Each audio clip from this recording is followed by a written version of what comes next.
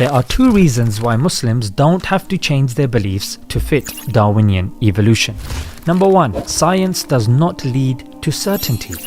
And number two, Darwin's theory of evolution is not indisputable. So Darwinian evolution can be accepted by Muslims as a valid theory, but not something absolutely true. The first thing we need to do is make a distinction between basic evolution and Darwin's theory of evolution. Basic evolution is biological change over time. Darwinian evolution is composed of two parts. Number one, the tree of life, and number two, natural selection. The basic type of evolution is simply true. It happens all around us. Take butterflies or bacteria evolving resistance to medicine, and numerous other examples. No one disagrees with this type of biological evolution.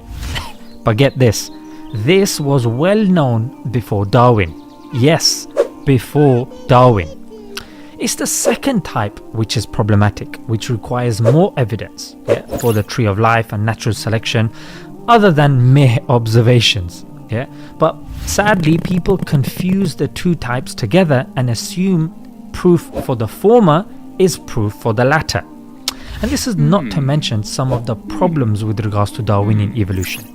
Number one, no matter how successful a scientific theory is, it can always be changed and challenged due to new observations and interpretations. Philosophy of science teaches us that there is no absolute concrete proof for any scientific theory. Number two, the tree of life is based on the idea of homology, which is the assumption that two species with similar genes and anatomy have evolved from a common ancestor. Left as it is, it's just an assumption, not a conclusion based on evidence. Yet, there is a problem: homeoplasy. Homeoplasy is the observation of similarities which cannot be due to common ancestry. Number three, gradualism. Darwin assumed evolution takes place in small, slight steps. This assumption is an essential part of Darwin's theory. In fact, he actually said that this is like a falsification condition to his entire framework. But the fossil record shows the exact opposite. Rapid changes in biological features also.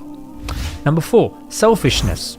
Darwinism assumes that the only reason for our existence is to selfishly care for our own survival and reproduction. But it doesn't explain why many people give charity anonymously, why governments collect taxes for hospitals to help survival of the unfittest, why people care about animals, ancient buildings, and are willing to die for their values and ideals.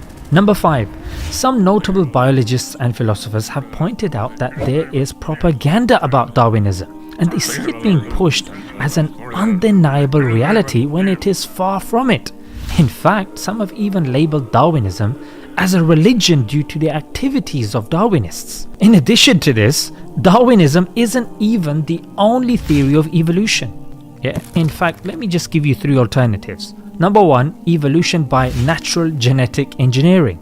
Number two, Neo-Lamarckian evolution. And number three, mutation-driven evolution. What was the point of all this?